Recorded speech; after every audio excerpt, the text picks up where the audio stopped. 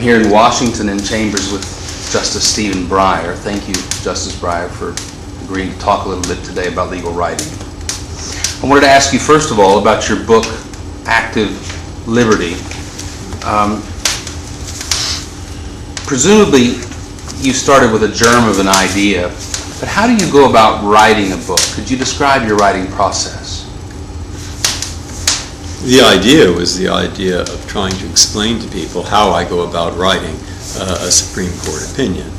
And I've drawn a set of examples from use of the democratic theme, which I call active liberty. And I want those to flow together. I want it as a whole to have parts that are interesting, but that also someone who reads it begins to understand how I might think about constitutional law or law in general. Now, that's illustrative. It is not a simple expository argument. And in a sense, it's more creative. But at the same time, it's less convincing. So I start and I write a draft and I show it to people and get a lot of criticisms and write more drafts and write it over and over and over and over until eventually I have something that I'm reasonably satisfied with. I tried it out in different lectures. I saw what the students' reaction was. I had people tell me what they think wasn't clear, and I wrote and rewrote and rewrote. That's how I did that. How many drafts do you suppose you went through? Oh, I bet I went through 20. I bet. I mean, maybe 10. Certainly more than 10. Did this book get more scrutiny than earlier books that you've written? The earlier books that I've written, except for one, were expository books. That is to say, I'm trying to explain to people how regulation works. So I wrote a long book about economic regulation. Now, there is creativity in that, I think, the long book about economic regulation. The greatest creativity came in the outline for the book, because I'm trying to separate regulation into 6 parts, and I'm trying to find certain characteristic things to say about each. But there's a great deal of explanation about regulation for the reader. It's a technical subject, and I've got to explain it so that a reader who understands a little bit of the technicality, but not too much, understands what I'm talking about. The book I wrote about the breaking the vicious circle, risk regulation, was a little bit like this because I wanted to explain it to an audience that might not know anything about it. But still, it's a technical subject. Did you outline the book before actually writing it? Yes. Why is outlining important? Outline without outlining, you don't know where you're going. I mean, people will read something, they want to understand what the basic point is. And people take in, I think, writing normally, where it's not, you could have purely aesthetic writing, just designed to create an overall emotional impression, but lawyers or judges are not rarely involved in that. They're involved in trying to explain something to someone. And people can only grasp a certain number of things. And so the way that I think you get people to understand something is you have a broad outline, and then you fill in the details like a tree. And they can understand it once they see the tree. But if you don't outline it, they will never see it, because you won't see it yourself. Are you a natural outliner? Yes. I mean, in other words, do you think I just normally do that? Yes, I normally do that. Always. Always. I always have an idea just where I'm going. Do you think it's universally true that writers of nonfiction would benefit from doing outlines first? I mean, you must see what happens when people don't have outlines to begin with. Well, when you don't have outlines, you don't know where they're going. Now, if you're a genius, I suppose, that it wouldn't matter that much. I mean, you get something, if you really look at Montesquieu, or you really look at Wittgenstein, or he's thinking of something up here and something over there, and it's what was called a pensée. It's like Walt Whitman's Leaves of Grass. I mean, you have leaves of grass, and they grow, and as long as you're a genius, I'm sure it works fine. But for most of us who are not geniuses and cannot expect a reader to be absolutely fascinated by every idea that comes into our heads, I think for such a person, you have to have a definite outline of where you're going. It needn't be long. It has to be enough to keep you on track. Sometimes I could have an outline of something I wanted to say that the thing is quite long, but it's like 8 words. But these 8 words are going to keep me on the track. When you had all these outside readers, friends of yours, critiquing the manuscript, what kinds of things would they contribute? One might say this doesn't make any sense. Why are you saying this? And this is an interesting thought, but what does it have to do with active liberty? Or why do you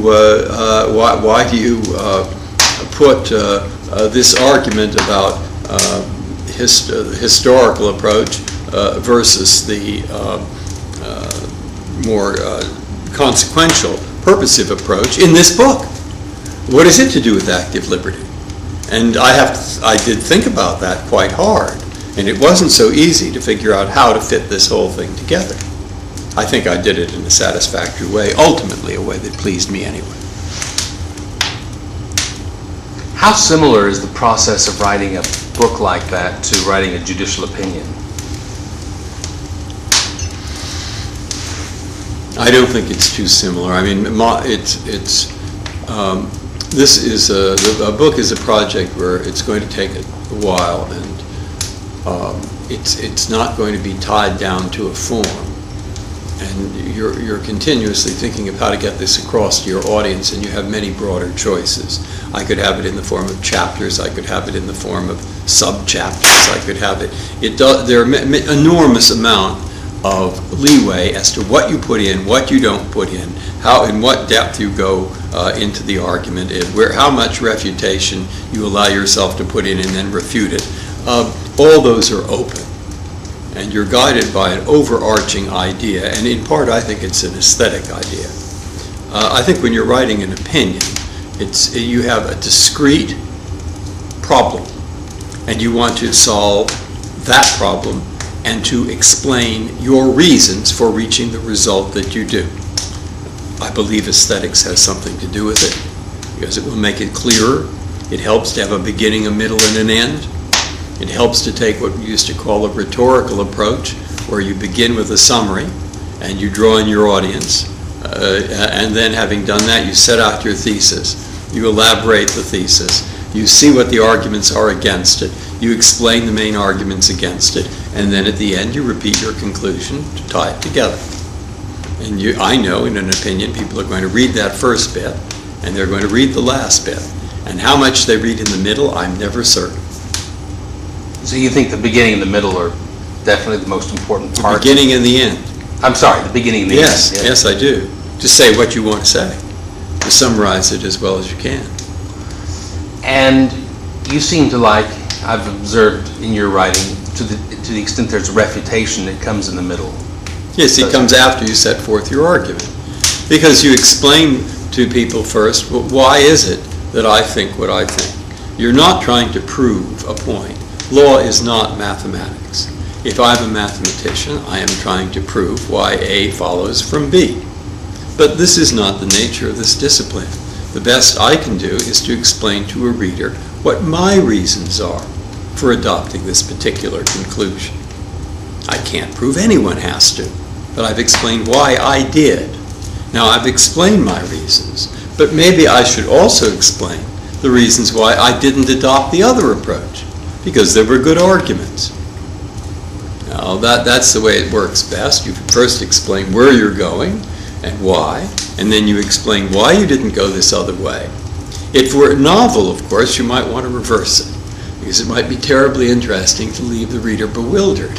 What direction shall I go? So you might give all the reasons why you didn't take those directions. And then the reader says, oh dear, what can we do?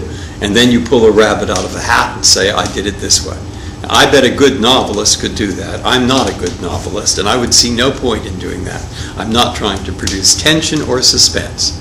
I am trying to explain what it is I did and why. In Active Liberty, you were writing, I take it, for a general informed citizen. Pretty much, but the difficulty of that book is while I'm writing for the informed citizen, ideally a high school student, and ideally someone who's not a lawyer, so I can explain what I think the Constitution and the court is about. At the same time, I don't want to say things that will leave those who are very professional, law professors, for example, thinking that what I've said is so obvious that it's uninteresting or wrong. And that's one of the reasons I showed it to so many. But it also means in the first part of the book, say chapter 1, I had to incorporate a number of ideas that probably the average person who's not a lawyer won't understand why I put them there. That makes chapter 1 the most difficult, and I think the most negative comment I've gotten about it is, well, I just can't get through chapter 1. So I say, well, skip chapter 1, go to chapter 2. And then, It is the hardest in the book. Yeah, because I wanted to do too many different things there. And I'm trying to tie it into a tradition. I'm trying to bring in some history. I'm trying to forestall. You see there, my objections would normally come at the end at the beginning, but there the objections come right at the beginning. And I'm actually trying to forestall them. Your text isn't burdened with footnotes in Active Liberty. Instead, you have endnotes, but interesting, endnotes at the ends of the paragraphs. No superscripts within a paragraph. Why did you do it that way? Because what I'm doing with almost all of those endnotes is I'm referring the reader to other things to look at.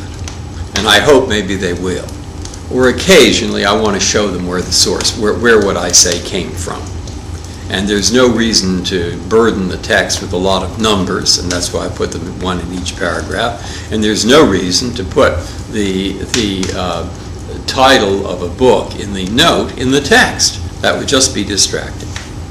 That isn't what I do with an opinion.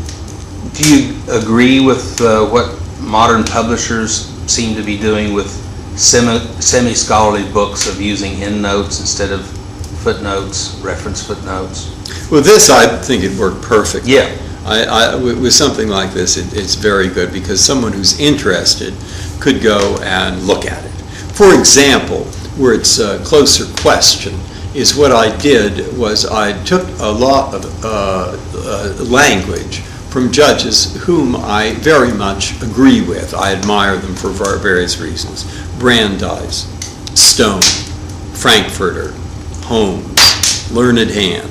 And I strung them together in about 4 or 5 pages in this first chapter. And what I was trying to show with their language, that what I think is related to what they think. And so I had to use this language and work with it so it actually said the kinds of things I might have said without it. Now that's complex to do that, and it's perhaps disturbing to some of the readers because they don't understand what I'm doing. And why are all these quotes doing there, and who said them? Well, that's only 3 or 4 pages. Somebody who doesn't get interested can skip it, and somebody who's really interested could go look to the endnotes and see who said what.